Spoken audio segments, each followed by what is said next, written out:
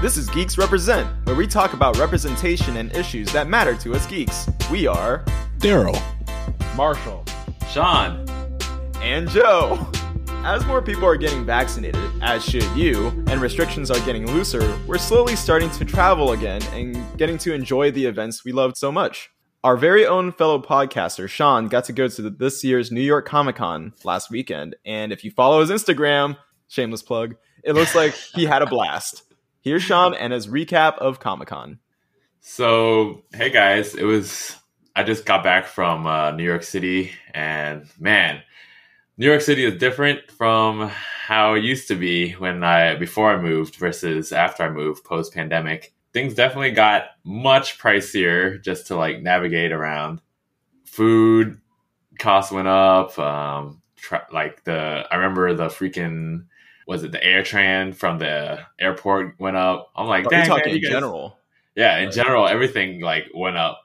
Beers at a restaurant, instead of $8 to $9 a beer, it's 12. I've never seen double digits for beer before. 8 to 9 was normal? Screw that.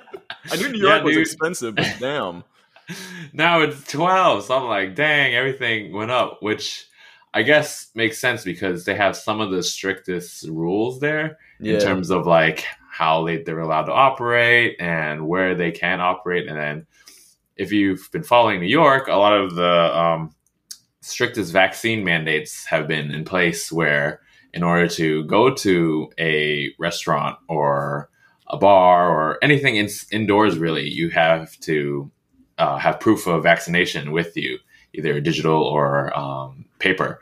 And due to that, it actually felt kind of nice, just to travel around the city where everyone is really adhering to these very strict mandates. So for people who I think would have kind of caution, are overly pretty cautious, I think this would be a nice place to visit for sure. Okay. Because a lot of people were adhering to these things. And that brings me to this year's Comic-Con, which was, again, at the Javits Center. Mm-hmm. And it was pretty strict in that you had to wear the mask the whole time when you were indoors. So hence your choice of cosplay. Indeed. So this year I dressed up, my girlfriend and I, we dressed up as Scorpion and Sub-Zero from Mortal Kombat because we had to wear masks. So why not wear a costume that had a mask? Right. And surprisingly, the majority of when I say the majority, I mean almost 100% of the people in the con were wearing masks. I had not seen that anywhere. Well, I bet the cosplayers were all wear masks? Yeah. This is my moment to shine. Yeah. I mean, you would see them take off their masks if they were maybe outdoors or doing eating. A private photo shoot. Yeah, eating. But throughout the whole thing, and especially for how busy and crowded it was, everyone was pretty good on wearing masks the whole time. I didn't really see any security go up to people hey, put on your mask or whatever and stuff like that. It was nice to see that people could follow rules and do so orderly and whatnot. So it really was nice. So yeah, that sounds great. I don't have the numbers in front of me, but aren't New York's numbers COVID rates actually especially for the city actually really good because of those mandates and because yeah, I mean I feel ever since the first wave they've been pretty good overall with how they've been handling results wise, and it's a testament to how, I guess, since everyone's so used to the rules, everyone is kind of adhering it to a high level, which was I guess I expected that, but you go to places you never really expect that. Yeah, you expect at least a good amount of people to not follow the rules, but it was actually very impressive. So I bet Florida Comic-Con would be a very different story.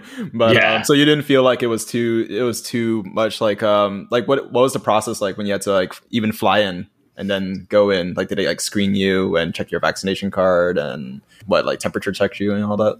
Well, flying process-wise I would say is more lax than really? The general process of moving around in New York. Yeah, because flying, they don't really it's like an honor system. It's like, oh, I haven't had a fever in the past few days. I haven't been in contact, blah, blah, blah. When you check in, Yeah, okay.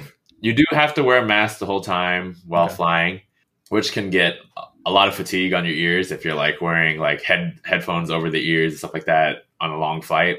But yeah, for the most part, people do adhere to masks and flying. So if we're still in this next year, hopefully not, you should definitely feel safe that at New York Comic Con for sure. Okay, cool. Yeah. Were there other like what other comparisons can you make between like pre and post pandemic Comic Con? So pre-pandemic Comic Con, they had a ton of like large publishers for like books and stuff like that, because you could get so many free things when you go visit Comic Con. They're always giving out books. They're always giving out posters and stuff like that. Like Del Rey, Penguin, Random House, all those like big guys. Yeah. So this year felt different in that it felt more intimate, I guess, because you would be talking to like a lot of independent authors who are really like promoting their stuff that you wouldn't have otherwise. So I think for them, this was probably like a really good year for them, because like I saw my friend there who we will interview down the line. He's a writer of the Lost Children of Andromeda series, and yeah, every time we saw him on the first day, Thursday, got to catch up, and then we were like, oh yeah, we'll visit you on the other days. But every time we tried to visit him, he was like, his booth was just bumping. Yeah. And like all the other authors that we visited on Thursday, the first day, was bumping too. So I was like, this is great for the independent artists right now. Like the artist alley was super crowded. So authors, artists, I think this year was really good for them. But as a con goer, it is nice to get free stuff. I definitely spent, my girlfriend and I, we both definitely spent way too much this year at the con. And it might tends to happen. Yeah. And this might be because like it's been the first one since like 2 years. The last con I went to was actually... It evens out. Yeah. It does even out. The last con I went to was actually New York Comic Con in 2019. 2020, as you know, nothing happened. San Diego was canceled. San Diego was also canceled this year, 2021. Mm-hmm. So last one to go to, first one back. So had to go big. And yeah, they had still a lot of exhibitors there, like Funimation, Crunchyroll. A lot of the anime ones were there. And a bunch of the standard, t-shirt towers and a lot of like Funko Pop type things were there. The thing that I did miss the most, and this is something that my sister and her boyfriend missed out on, because this is his first time that he got to go, was the Yu-Gi-Oh booth. So usually at these big cons, San Diego included, there's always a Yu-Gi-Oh card booth where you take pictures with whatever costume you are, or not even a costume. You could just take pictures and you get turned into a Yu-Gi-Oh card. And oh, that's dope. You get to choose like the San Diego Comic-Con exclusive or New York Comic-Con exclusive. Or you could choose like one of various token formats, like where it looks like a spell card or a trap card. Yeah. And yeah, like every big con that we've gone to that has a Yu-Gi-Oh booth, we've always gone there because we're always dressed up as something different. And they really are very efficient and fun in terms of like how they manage their line, and they let you to do like multiple cards and if you wait in line again. And it's usually one of the highlights of our weekend. So I definitely did miss that for this year. Mm-hmm. I would say paneling wise, I feel like there were less panels in general to go to. Like I didn't know, there wasn't like a lot that caught my eye. And I think that's because a lot of them were virtual this year. Like a lot of people couldn't come into the center. Like a lot of the actors and directors and producers and whatnot weren't able to go in. So that was a big difference in terms of like feel. Though the virtual ones when they did have panels, it still felt pretty good. Like you could feel the energy because the host or MC of that, the moderator of that panel was still pretty good at like really directing and adjusting the flow of like a Zoom call, for example. Like they probably had enough experience throughout the pandemic to like really flesh out a nice online interview. Right. So that was the difference between now and back then. And yeah, like it was a blast. It was very tiring. We walked. I learned that I'm not like, I've been greatly deconditioned in LA for not walking. Right. Like I averaged like maybe 2,000, 3,000 steps a day. And then over there, we were like averaging like 25,000 a day. So it was a big adjustment. Okay. Yeah. It sounds to me like, you know, because unfortunately, but also due to the pandemic, but it sounds like New York Comic Con actually got a lot of the benefits you usually get from like a smaller con. Like you brought up that the independent vendors got to really shine this time. And I feel like, you know, I remember going to like my first and only so far San Diego Comic Con and remembering like, oh, I really want to like visit this panel where they like teach you how to workshop like your own comic books. Oh, yeah. But there's also this major movie on like Hall H. I want to go to see that too. So, yeah. But this time around, because like you said, because there were a lot fewer, like a lot of the bigger companies didn't participate and things were a lot more sparse and, you know, probably a lot less, you know, actors and guests and all that coming out. It sounds like it had the inadvertent benefit of like a smaller con. So. Yeah. So to bring up to your point, that's actually one of the main reasons I really love New York Comic Con is because like it has the large feel of San Diego Comic Con in terms of like the industry panels that they bring in and like just the volume of people and stuff like that. But it has the chillness and relaxedness of a very small, intimate con.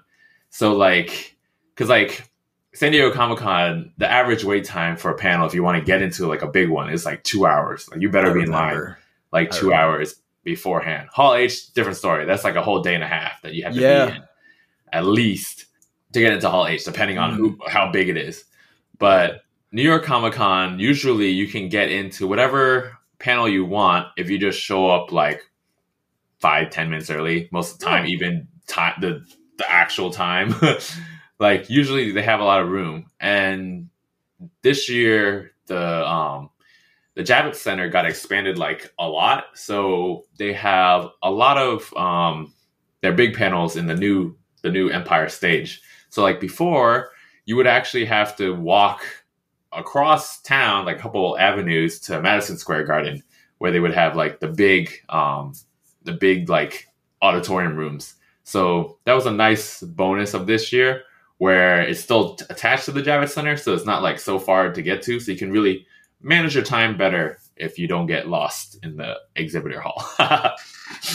Damn, I need to go to New York Comic Con because, like I said, I think me and my sister, we waited for like a couple hours in line, long enough where at San Diego, long enough where I think like some kids got nuts and a kid stabbed like another kid with a Harry Potter wand.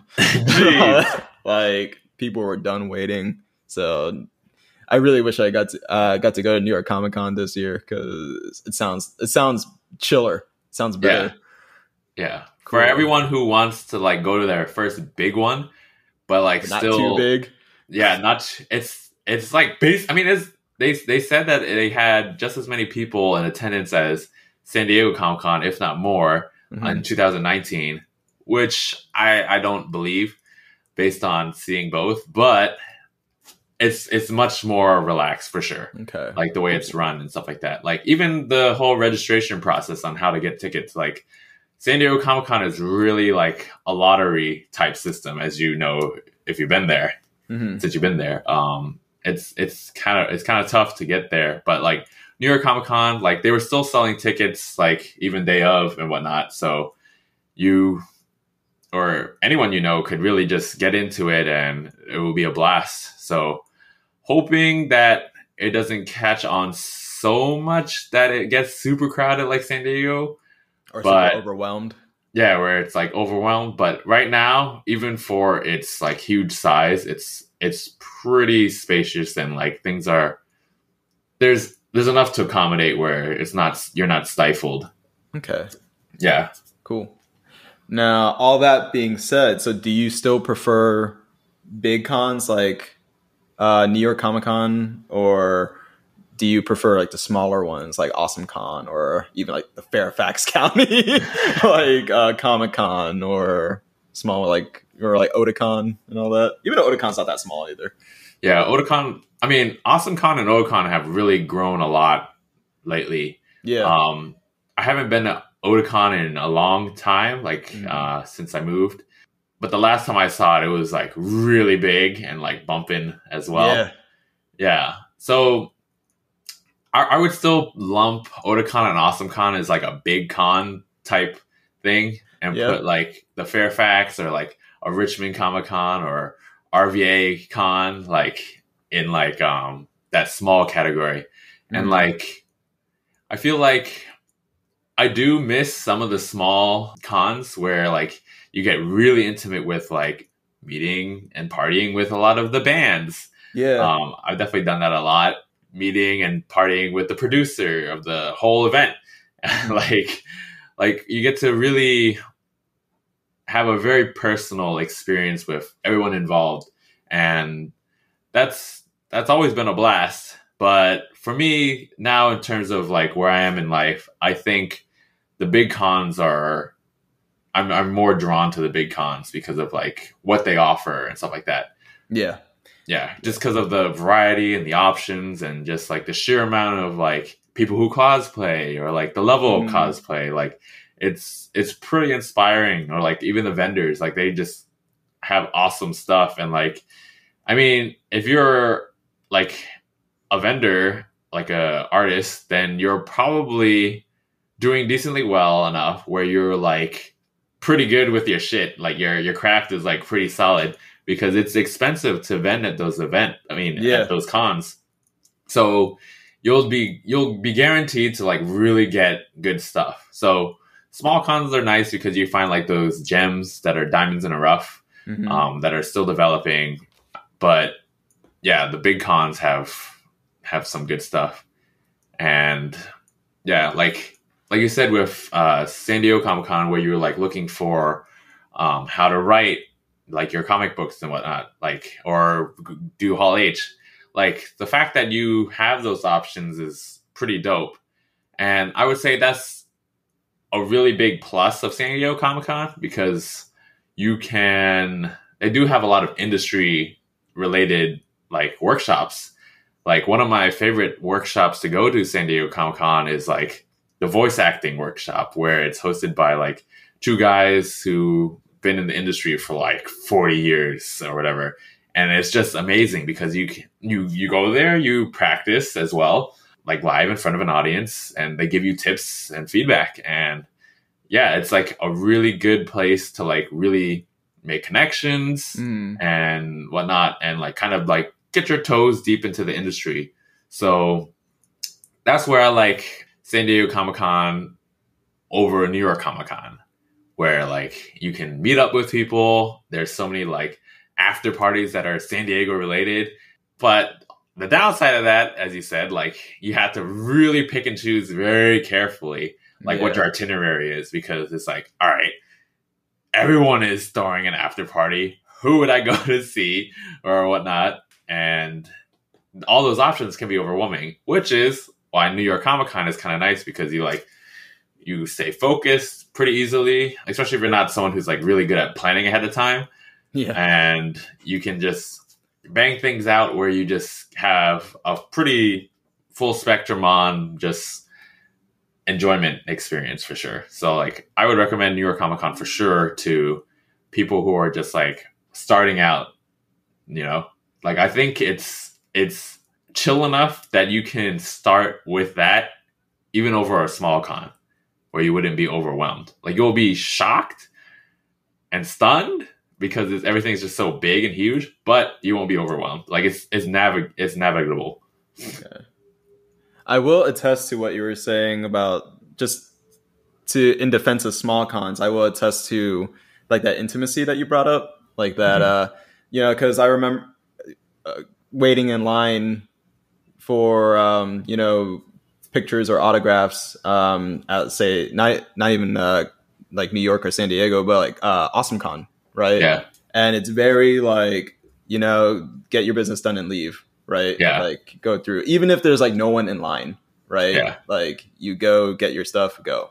But at Fairfax Comic Con, it got to be very intimate. Like they didn't push us away or whatever, or like get out of here. You got your pictures, you got your autographs. Like he was just there to talk, right? Yeah. This was James Marsden, or no, so not James Marsden, Jason Marsden, as you may know from like the voice actor for like Kid Flash or Impulse and like a Goofy movie, right? Yeah. But he actually just got to chill. That being said, I will admit the feel of like Fairfax Comic Con, it felt like the same energy you would get, even though it was nice, like a lot of stuff that you couldn't get anywhere else. It still had the feel of like, say, going to the outlet malls, right? Yeah. Like it felt like you had like a swap meet or like whatever, and we were there for like I think like 2 hours max before we were like, all right, we saw everything, bye, and then that was it. Yeah. Versus, like I said, the bigger cons where it felt like a whole event unto its, like a whole monster unto itself, right? And that's what makes it fun. That's what makes the big cons fun. Yeah, exactly. I mean, the feeling of like getting out and going, I feel like that's very AwesomeCon like. Yeah. Because that's kind of their whole business model with like, you kind of like pay to see who you see. Yeah. And then you get the fuck out. Like you go, you move to the next thing. Yeah. So, yeah. Like at least though, like with New York Comic Con, as San Diego Comic Con, like you at least get to go to panels where they're in there and not just meet them for autographs and whatnot. Mm-hmm. Like AwesomeCon, I feel like they have some paneling where you do see like people talk, but it's definitely not to the extent of San Diego or New York Comic Con. And if you're a panels person, like I would say those for sure would trump things. Okay. Yeah. Well, that said, let's get into it. So who else did you see, or who did you see that really stuck out with you? So for exhibitors / Artist Alley, it's so huge. So I don't know if you guys been to the Javits Center, but it takes up like 3 or 4 New York blocks or something. Oh, jeez. And the exhibit hall is like most of like one floor, and then the Artist Alley is a good chunk of a bottom floor. It's not San Diego Comic-Con big, but it's pretty comparable, which is saying a lot because San Diego Comic-Con dealer's room is big as shit. Like, you saw that when you went there, right? Yeah, I remember. It was, I'm pretty sure it didn't even cover like half of it. It was way too big. Too much stuff to look at. So San Diego Comic-Con dealer room, like, it's almost impossible to visit every booth over 5 days. New York Comic-Con is very manageable, where you can see everything you need to see on like a Thursday. And if you do that, I would highly recommend that you buy everything the first day of, because things sell out pretty fast. So this year, like, I always see like a huge line for Tokidoki at whatever con I go to. They're always like full up the wazoo forever. But this year I was actually able to get to it, which was really nice. So obviously I had to buy something, because after many years of seeing it and not being able to get in, you had to kind of commemorate the occasion. Right. But yeah, like in terms of exhibitors, I got to see my friend, Jason Primrose. He was selling his book, Children of Andromeda. And then I got to meet other like Black authors who were telling me like their story, and like how one of them, her name was Charisse, where she'd been going to New York Comic Con for like since 2012. And like during that time, there was like no one else in the Black community or female like community like making or selling their sci-fi books, like where they were like, oh, I think you're at the wrong place, which is silly to say, first of all, because it's Comic-Con. Like, that seems like the right place to be, right? To sell sci-fi. They're like, oh, you don't have an audience. And it's like, well, you don't have an audience because she's like literally the first person creating it. And it was good to hear from her experience that like she's been able to make a career out of going to these cons, and like it's what's really kicked things off. So that was really cool to see. That was my first day. We navigated that, and other than exploring the exhibitor hall, we got to see the Funimation panel, which was pretty funny because they like introduced a couple shows for like 15 minutes, and then they had like a trap concert, which I did not expect to happen at all. We saw a new guy, never heard of him, named Guap Daddy 4000. Guap Daddy 4000. Guap Daddy. He's from he was from West Oakland, and he was hyped as fuck for the wrong audience. Okay, fair enough. Like, think of all your anime lovers being at a trap concert. Yeah, that's a little odd. Like, it sounds almost like you made him up, because that sounds like a name you get from like an SNL sketch. Yeah, like apparently he was on Shang-Chi's like original, like the soundtrack. He made a song for it. So that was pretty cool to hear. I don't know what kind of possessed them to that this was the idea. Maybe they were like running low on material. Because like usually they just showcase a lot of like trailers and like sneak previews and stuff like that. I guess they also talk with a lot of like their own internal panelists. But yeah, like I mean, I had a blast. I'm into it. He was like, "Put your hands in the air," and there was like 4 of us that did that, me included. Well, isn't Funimation also like dying too? Like I thought Funimation got bought up by like Crunchyroll. Yeah, so they did mention that they were merging with Crunchyroll. Okay. So I don't know if it's dying, but like it's exciting to see that it's gonna merge with them, because they had a lot of really dope shows that were coming on that they like been working on. So I'm definitely glad for that merger, because I do have Crunchyroll. Yeah. But yeah, even though no one was really like vibing with him so much, I was really happy for Guap Daddy 4000 because yeah, that man was like super hype. He was like, he's so into anime, and he was just hyped to be there. He was like, I've always wanted to go one of these, and I'm here. And then he's like, oh, I really love like I love anime because like I really resonate with the protagonist. Like I always feel like kind of like an outcast or like weird. But then, like, you find, like, your friends and your team, and then you go on a journey together. That's me, man. So, like, he sounds like a fanboy. It sounds like he was having his dream right there. He was having his dream. He was totally awesome, and I really appreciated everything about him. Like, and I'm glad he was just having a blast, despite, like, how dead everyone was in his concert.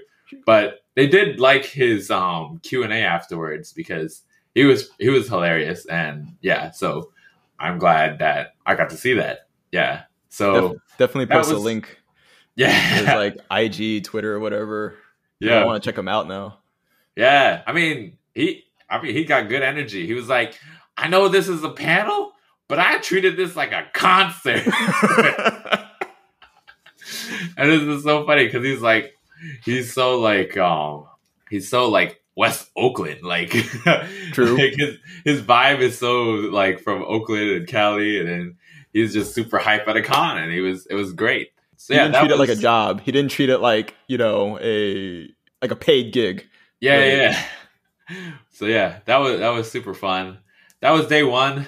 Day 2, more the same. That was the day that Jess and I dressed up as Scorpion and Sub-Zero, and then my cousin Dorothy, she dressed up as Katana. And then my sister and her friend, they dressed up as people from Monstrous. I don't know if people are familiar with that, or audience is familiar with that, but it's a pretty dope book. Yeah. So we dressed up. I saw a dog there. You're going to ignore the dog? What dog? I saw a dog cosplay there too. I saw a picture of you and a dog. Yeah. Like it was a little pit bull. Yeah. So we like, that was also one thing that was different this year. Like I never noticed so many like pets at the con. I'm surprised they allowed pets in, actually. Yeah, I'm not sure if that's a new thing or not because I never saw them the other times we went.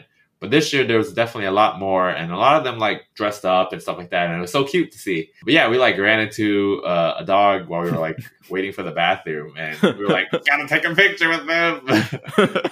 Yeah, so that was. It's always a blast to dress up and walk around and do like shoot ideas where like you're either shooting near like right outside of the Javits Center. They have like a bunch of fountains that you can do stuff.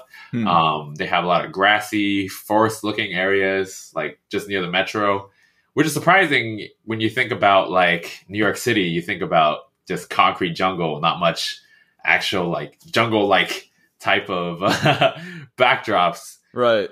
So it's a beautiful city. You know, for a cosplayer, I would say like there's so many like cool backdrops to shoot in front of for sure if you do go to New York Comic Con. While I feel like most other cons, you kind of have to walk pretty far off the like convention center to like find a spot to like have a dope shot. And that's another reason why I like New York Comic Con. Like everything is just so localized that it's easy to go around. So that was first part of day 2. We went to the Wheel of Time panel, and we also saw The Boys. The Wheel of Time panel was pretty cool because we got to see the introduction, and it was a virtual panel. We got to see all the up and coming actors and like how they kind of just got in the mindset of the Wheel of Time series. The Wheel of Time series is like ridiculously long, and each book is like 1,000 pages. Oh, jeez. Is it going to be the next Game of Thrones, you think? Yeah, I think so. Is it who wrote the Wheel of Time? I'm not that familiar with Wheel of Time. I'm not familiar either. Let me check real quick. But it looks good. I remember seeing the trailer. I was like, "Whoa, this looks visually stunning," and like this will definitely get like my fantasy fix, right? Okay. Yeah. So it's by Robert Jordan and Brandon Sanderson. So Brandon Sanderson is like super well known for a lot of high fantasy. The main one is Robert Jordan. Robert Jordan also really well known for high fantasy. I think it's gonna be really dope based on like the small clip that they showed us. The director is like so into it. You can really see his like love and passion for the series and like how he's like navigating things, and like the actors and actresses look like they're really, really talented as well in terms of like portrayal and like what they have in mind and like what they want to portray character wise. And they're also being guided by like some person who's read the whole series like 35 times, which is absurd because like each book is like 1,000 pages and they read it 35 times. So for all of you Wheel of Time fans out there, I think the series is in very good hands, and I think it should blow up pretty nicely. Any cast names that you think people will recognize? I don't think so. I mean, I'm pretty poor with like knowing actors and actresses by name, but I didn't recognize anyone's like face. I mean, that's good too, though. They're not, beholden by like star power, right? Like they're giving lesser known actors a chance who are probably like extremely talented too. Yeah, like, putting so much heart and love into this, right?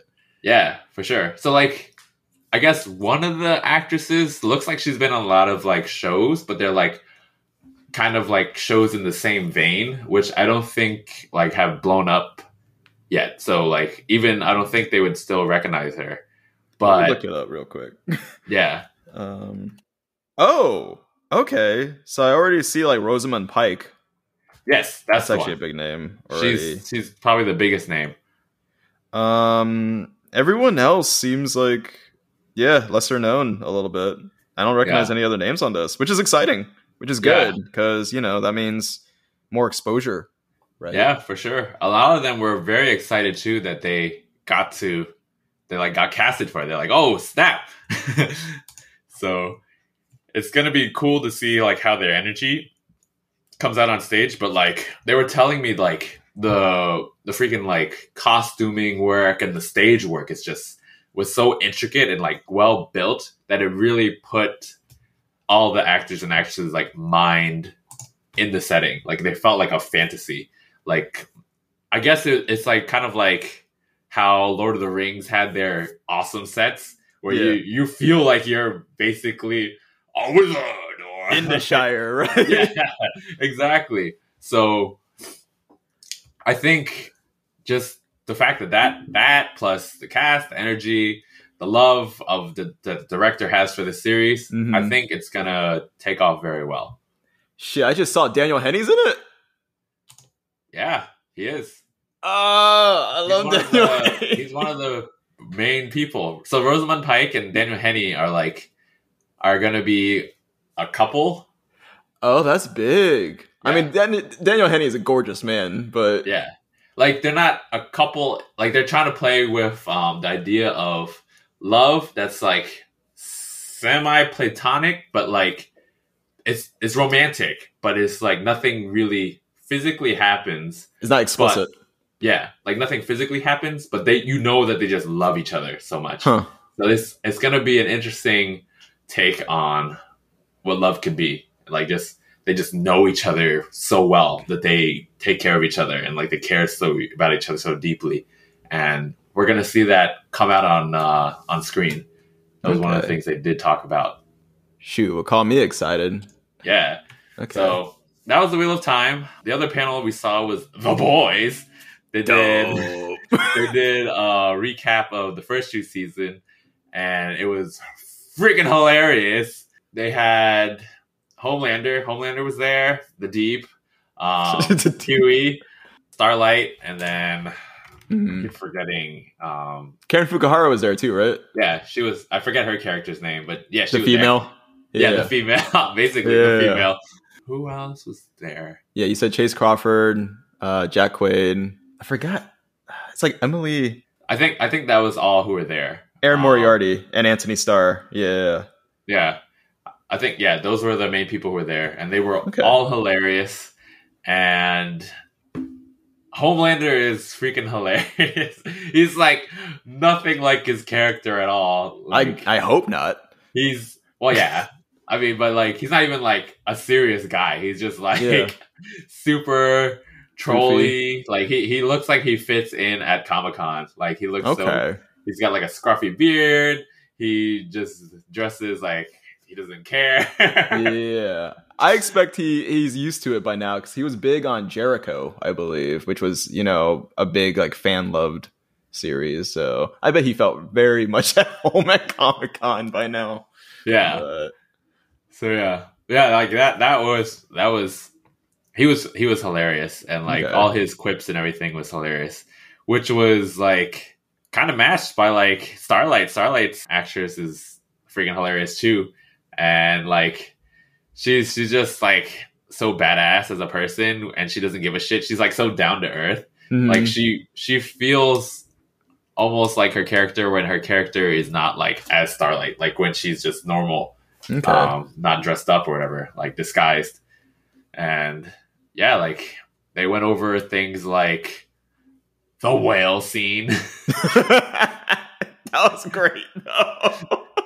And like how Huey was like how they had to shoot it, where he was just like kind of in the whale like all day. He was just like stuck in like syrup and like a bunch of things. Oh, gross. That sounds gross. Yeah. It was like a long day. Yeah. Hot, sweltering weather, I'm sure, or whatever. Yeah.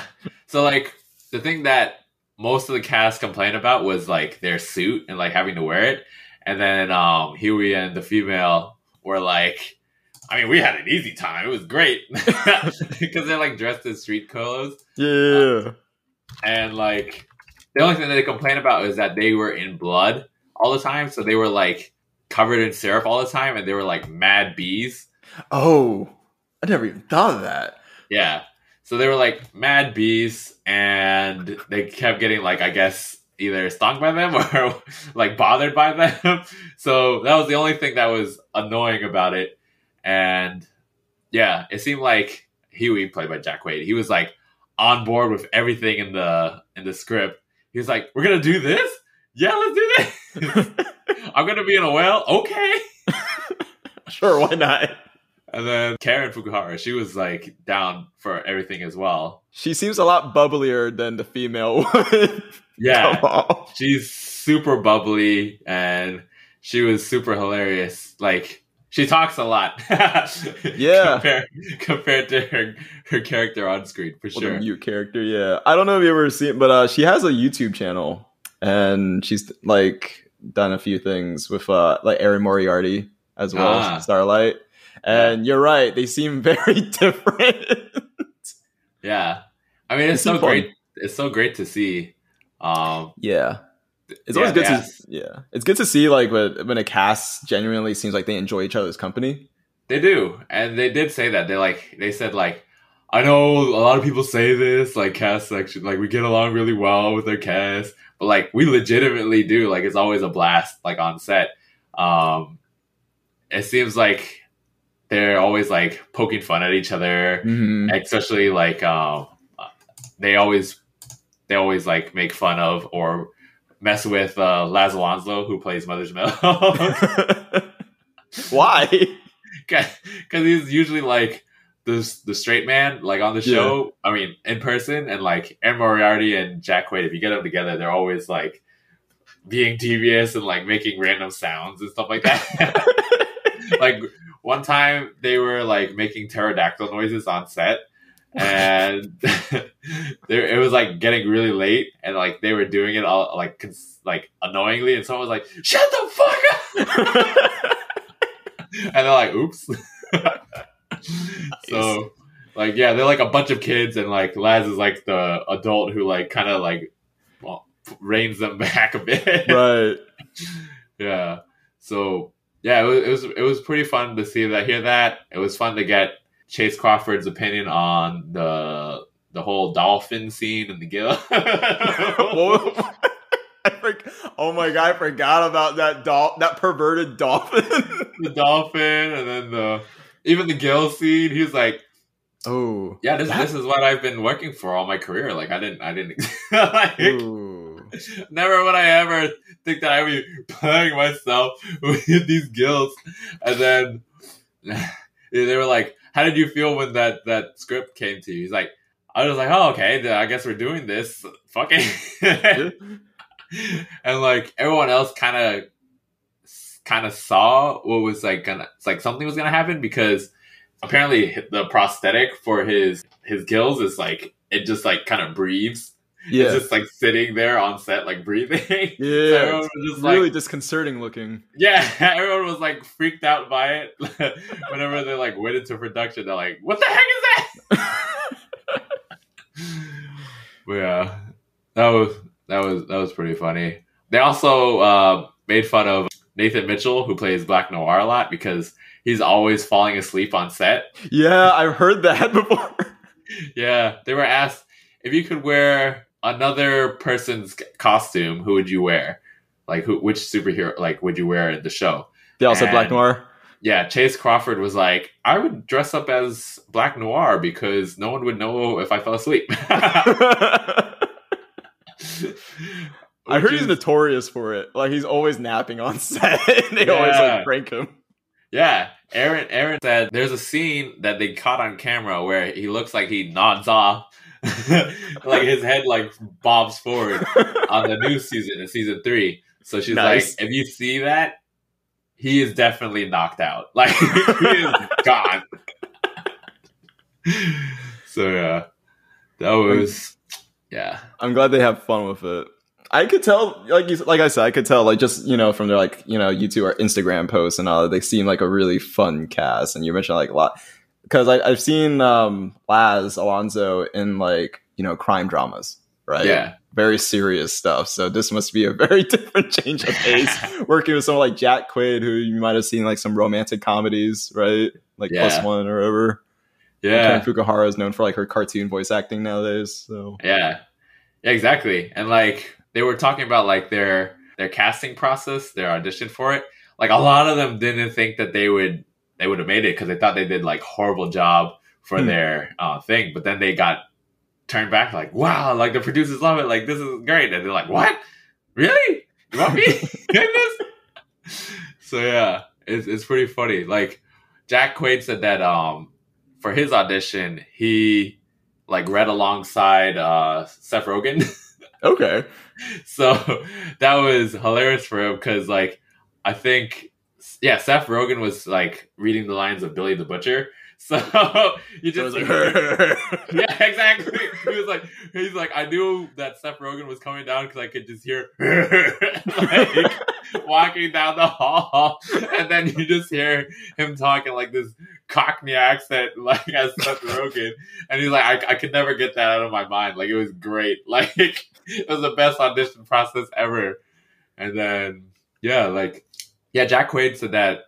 Well, all of them really. They said that seeing how The Boys went like just viral basically over the pandemic is like so different from when they were first doing like Comic-Con. They did San Diego Comic-Con for The Boys, where like the buzz was like kind of growing, but not like really there. But now it's like a phenomenon for sure. Oh yeah, yeah. And like Jack was telling me, like, yeah, exactly. Jack was telling us that Carl Urban like really took him under his wing for these cons. He's like, "You're gonna love it," like because he's like been in like Lord of the Rings and like everything, Star Trek, and everything important. Yeah, I love these guys. These guys are great. He's been in there for like 20 years, I bet. Yeah, he's been around and he's been in everything. Everything important. Kid. I can totally see that. That was The Boys, and that was basically the day 2. Okay. Yeah. So day 3, we didn't really get to make it out to panels. I was dressed up as an ambiguous Asian character, for lack of better terms. What did you say when people asked? So when people asked, I kind of made up like a character name and backstory depending on like what country I felt like representing. Because just like trolling people. Yeah, basically, because like this outfit, for people who are just like are listening, it's like one of those ancient like Asian outfits that you would see in like a Three Kingdoms movie. But Three Kingdoms like kind of spans a lot of lore in terms of like you see it in Chinese movies, you see it in Vietnamese movies, you see it in like Korean movies and whatnot. A lot of soap operas. Yeah, a lot of soap operas. A lot of Japanese people are very familiar with the Three Kingdoms. So like ancient Asia, you see this type of like outfit where people are like flying around and wearing like scholar outfits. I guess it looks like a super intricate kimono, I guess is the best, easiest way to say it. So like I came up with names with like, I am Sasuke Yashitori from Two Swords Meet Over a Bridge. Because like I would make up names that I felt like were believable, especially in light of like all the animes with long ass light novel names that kind of describes what the show is.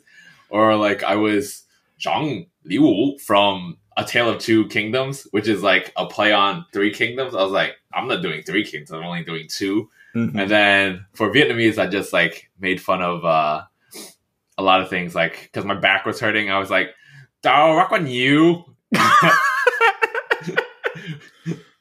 So like, my name is Dao Guan Yu.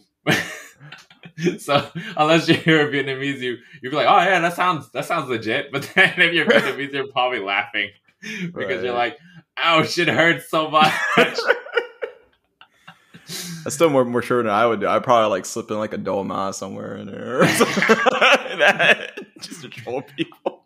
Yeah, nice. Did you ever tell anyone a name and they were like, "Oh yeah, I've heard of that"? Like, no. Oh, that would. But they seemed very interested. Like they wanted to check it out. Oh, they're gonna have a problem googling it. Like this bitch. Yeah. So like as the time went on, I just came up with more names. I think I'm just gonna keep adding to the list as time goes on. Like I came up with the Korean one, like kind of based off Squid Wars. Instead of Squid Wars, I'm Suwon Cho from the 8 Trials of the Octopus. I think this is a great running gag that I hope you keep going for the rest of your life. As long as you keep cosplaying, you're gonna just make up shit. And again, I will be very disappointed if not at least one person's like pretending like, oh yeah, like I saw that. It's great. Well directed. Yeah. And you're like, you're full of shit too. Yeah, I'll probably play along with them and like, yeah, man, the world building is so great in that story. All the lore, right? Yeah. So ancient, but so progressive. Like, I love his love interest, so and so and so and so. Can you believe they did that last, like, the season finale? Yeah. Do it. I dare you. Do it. Oh man, that sounds like so much fun. Like, it was fun. So yeah, that was my day 3. Yeah, we didn't really get to the panels because we're behind in terms of cosplaying because we tried to go to the Harry Potter store in New York. There's a Harry Potter store? Yeah, man. There's a Harry Potter store that opened up like a few months ago. Okay. Yeah. So if any of our listeners goes to New York, it's definitely worthwhile to go to the Harry Potter store. Like, they got a lot of stuff in there. There's a lot of dope movie props. Like, they had the Snitch from the Deathly Hallows Part 2, I think. That was actually used opens in the movie. Yeah. And then the only thing I would say is try and get there early so you can join the virtual line. There's a QR code in front of the building that you have to scan, and it puts you in the line, and then you have an hour to get back to it when they text you that your spot in line is ready. So that's something good to know when you're there so you can plan accordingly. Like, maybe plan it during lunch or whatever. Like, you can go there, get lunch, come back pretty easily. And yeah, so we got an hour once they text you. So it's easy to keep a spot in there. So highly recommend. They have butterbeer on tap. They have butterbeer ice cream, which was amazing. Yeah, that was amazing. What does butterbeer taste like? Is it like butterscotch? Yeah, it's butterscotch, basically. Okay. Yeah. It's butterscotch as like a pop form. Okay. They have New York exclusive merchandise. Like the butterbeer can has New York, like their wizarding New York location. And yeah, that was pretty cool. So that was my day 3 at New York Comic Con. Day 4 was like winding down. There's still a lot of stuff like that kind of goes on sale usually on most last days of cons because most vendors don't want to bring stuff back. Yeah, that's fair. It's like a lot. It's a big process. But the trade-off being like that's like the remnants, right? Like those are the last things that no one else wanted. Yeah. So like if you're trying to buy a t-shirt, they're usually out of your size and whatnot. But yeah, so that day I wish we could have stayed longer because we were flying back or heading back to the airport because they had the What We Do in the Shadows panel. Nice. And I'm so sad I missed that. Oh no. Yeah. Why? So sad. We were on the way to the airport at the time. Boo! You could have gotten another plane. I wish I knew ahead of time. Then yeah, I could have changed it. But the one that we flew into, because we flew into Burbank, it only flies like one flight a day to Burbank. Gotcha. If I went to LAX, then I could probably plan something. But everyone hates LAX. LAX sucks.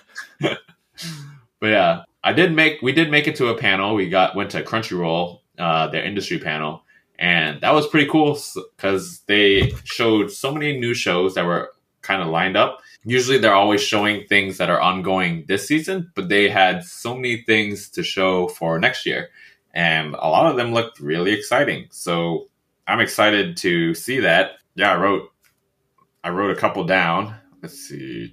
What you got? Write them down so that we can put them to references. Yeah, so there's Muv-Luv Alternative, there's Orient, there's Love of Kill. I took a bunch of pictures too. Love of Kill is like two assassins one of them ends up falling for one, and then he ends up following her around. And she's like, I guess, a straight kudere. I'm not sure if our listeners are familiar with that term, but basically she's like a robot emotionalist. She's like, why are you following me around? So that seemed pretty interesting. There's the world's finest assassin gets reincarnated in another world as an aristocrat. That's not the title, right? That is the title. That's the title? Does it have a question mark? It was based off of a light novel. Does it have a question mark at the end too? No. Oh, God. It's definitely based on a light novel because the light novel just puts the whole synopsis as a title. Why? Is this just as a joke now? I think it's because they're trying to get because there's so much good content out, they just want to let people know exactly what it's about without having to flip the book out around or open it. I guess, but then you're not coming up with like, imagine like, again, like what did we say earlier? Like, what if Demon Slayer was not called Demon Slayer? What did I just like?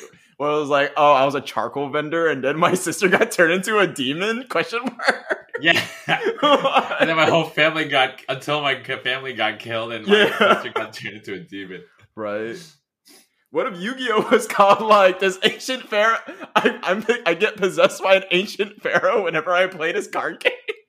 That would, yeah. I think that should be a running gag for us because like that's just amazing to like change our names, our dearly beloved anime names into that. Like what would we do for Bleach? Like Bleach is almost like nothing to do with what they do in there.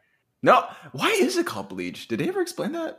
Like, I guess the idea of like purifying souls, but they hardly purify any souls. Like after episode 2, like does anyone actually say the word bleach? It should be I don't called, think so. Again, it should be called like schoolboy.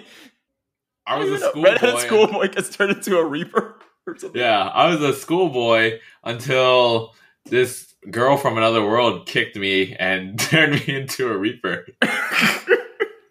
But there you go. That doesn't even explain. That's not even a good synopsis. There's so much. Yeah. Like I was a normal high school boy until I ate a finger and turned into a demon. And now I have a mouth on the face on my side of my head. Yeah. Yeah. But that sounds like fun. And if you want to see these pictures, we will be providing Sean's personal Instagram account for you to follow. Yeah. Woohoo!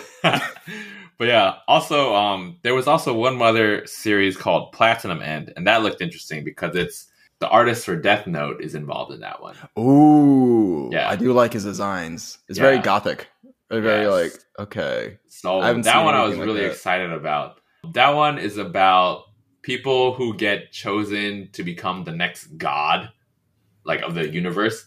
They get assisted by like guardian angels to kind of guide them, but the selection process as a candidate is to eliminate the others. That sounds very Death Note. That sounds like the angels, like what the opposite, but still like sinister versions of like what Shinigami. Yeah, so it's pretty cool because like it's like a Hunger Games to become God, or a Squid Game to become God. That does sound cool. Yeah, with the art style of Death Note, which is always nostalgic and always awesome to see. I wonder if it's the same universe. If they're tapping into like, if he's tapping into like the lore that he didn't really get to explore for Death Note, because you can tell there was a lot that he thought about. Yeah, it doesn't look like it based on like the characters that are involved. They like look very different from Shinigamis. Like the angels look like angels. But yeah, like I wish that would be cool because they did have a lot of lore. Mm-hmm. Yeah. Cool. Yeah, that was my 4 days of Comic-Con. It was a blast. I spent way too much money. I felt every emotion on the spectrum involved. But yeah. You felt sad too? Yeah. I mean, we got sad for... we felt sad because... So there were like issues in terms of our badges, like the first day. I feel like this is where New York Comic Con can kind of like improve where it could, itself. So like they mail out your badges and whatnot ahead of time, which makes sense to do so. But they also mail it to the person who bought the badges. So like even though the badge got assigned to you, the original buyer gets it in their mail. And then so we got it. My sister, her friend is the one who bought it. And so she got it and my sister tried to mail it to us. And it didn't arrive to me over in LA until like an hour after Jess and I left. Oh, wow. Wow. So okay. We didn't have our badges. And like we tried to do a will call, pick up and whatnot. And they gave us like a really hard time about it. Like, the only thing you can do is like buy a ticket. We can't do anything for you. You can buy new ones. It's like, are you kidding me? Like they're not activated. And you have the receipt, I'm assuming, on your phone. So you could easily just issue us 4 new ones. We'll activate those with our accounts. Our accounts, the other ones that we have in our thing are useless. Like unless, so the way that the badges at New York Comic Con works are that you have to activate your badges ahead of time by linking it to your account that you actually purchased it on, which is pretty solid security wise. So if anything, if you lose a badge, then it should be quite easy to replace it because there's only 1-to-1. Like, Right. But they were giving annoying hard time about it. And it's like, dang, man, like my cousin lost a badge at San Diego Comic Con. They issued it to her like right away. Wow. I wonder if they were worried about scammers or anyone trying to circumvent the, I don't know, security, like the new mandates or whatever, or someone trying to skirt them. But the thing is, like, annoying. It's almost impossible to do that because in order to activate the badge, that means you had to have bought it at one point in time. Yeah. Like, it's linked to your account. So, yeah, if we haven't activated it, then I understand if we activated it already, then there would be an issue, but they're not activated. So it's like silly. Just security being security, I guess. Yeah.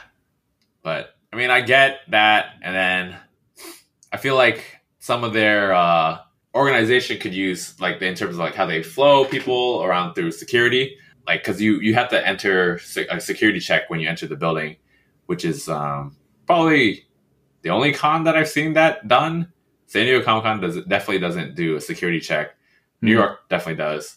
But, like, it can get annoying because, like, one time they just said, go to the one security checkpoint that they have. I'm like, you have, like, 4. You don't want to use the other one?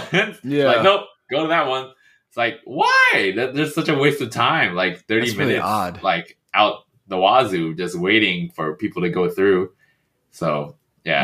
That's a headache. That sounds really odd. I wonder why. Yeah. I feel like some small tweaks that they can easily, like, fix or adjust would be make this, like, more awesome than it already is. Like, okay. That's just something to be aware of for sure. For, like, if you're planning on going to New York Comic Con in the future, I would highly recommend that you get the badge sent to your place directly. Like, ask the buyer, like, because, like, the reason why we had multiple buyers in our group is because we had certain people get in at certain different times before badges sold out, and we would buy for 3 other people. So make sure when you have that planning party to change the address afterwards, or do a will call, because the will call line is very short. Okay. But didn't really offer will call, like, if you buy it that much ahead of time, which is dumb. So yeah, just be aware of that. Hopefully it's just a hiccup, just because, like you said, this was the first con since the pandemic, right? Yeah. First New York Comic Con since the pandemic. So hopefully it's just a hiccup that'll iron out, because, if you go next year, definitely let me know so that maybe I can try to go that time. Because I am really sad I didn't go to this one, because it sounds like you had a lot of fun.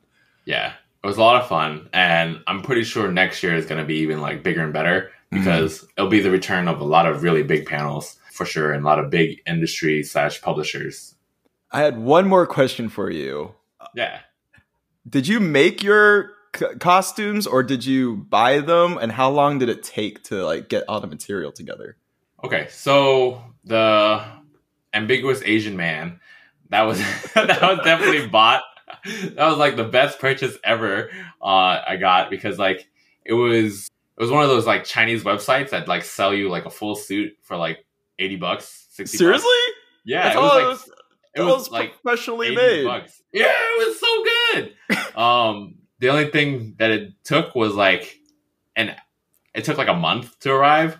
That's something you have to be very, like, aware of. Like, if you're planning things out ahead of time, like, at least give yourself a month or 2 if you're trying to buy something like that. Just because most things from China do take time to come over, especially if they're being backed up by COVID right now. So definitely plan that accordingly. And you can get a lot of really good custom looking costumes online from, like, China makers. So if you do that, I would recommend figuring out what you want to dress up as at least 2 months ahead of time, and then just buy it from China, because Jess and I, we bought our Scorpion Sub-Zero costumes from like, it looked like an online like Party City. Yeah. And we had to like spice it up by buying. I was wondering, because some of those pieces look really, really shiny and good. Yeah. So we had to spice it up by like buying a bunch of other like materials to like add on to it, because a lot of it was pretty gimpy. Jess had to take off the front part of the Sub-Zero outfit off the bodysuit to put it on another bodysuit that she bought, because it was like better fitting and then it looked better as a result. So then she had to like sew it on or hot glue it or whatever. Oh, wow. So you actually craft some of it too. So we crafted some of the stuff that we added on, but that didn't take very long to assemble everything. Because we kind of picked the idea like the week before, and we just like Amazon Prime. Yeah. But because we picked it like the week before, it ended up being more costly than my other costume. And it probably ended up being more costly than if you just bought a legit suit from the beginning. But it did add to some fun of it, because you got to modify it with how you wanted. And it showcased pretty well in the pictures, I think. Yeah, it did. Like, those photos look legit. It looks way better than that one time I cosplayed as Iron Fist, and you're not gonna see any pictures of that. So yeah, it also helps to have like a lot of ideas ahead of time too, for like how you want to pose, and like kind of like just action shot ideas, or like where you would want to like just like kind of scope like your surroundings ahead of time, like mentally, so you know how to make the most out of your cosplay. Because honestly, like, if you have a good photographer with like a good concept idea, you can make like pretty janky looking cosplays look amazing. I should keep that in mind. And I feel like that's kind of what we did, because our costumes were kind of janky. They did not look janky. Especially, not gonna lie, I was so impressed. Did that come with the costume when Jess, she lifted her scorpion mask and there was a skull underneath? No, so that one we bought like skull masks for COVID, like regular ones. Yeah. So because we knew that like, we're gonna have Scorpion Sub-Zero, and we know like a lot of times they have dead skeletons underneath. Yeah. So like we just had that as an idea for ourselves to like spice things up. So like if people ask like, "Oh, where's your mask?" Pull it up right here, bitch. That's awesome. Yeah. Wow. Way to be creative. Damn. Yeah. All right. Any last thoughts you want to share before we sign off for the night? Definitely go. You should definitely go. For sure. And if you do, let me know. And if any of our listeners go, let me know too, because it'll be fun to meet all of you guys in the future.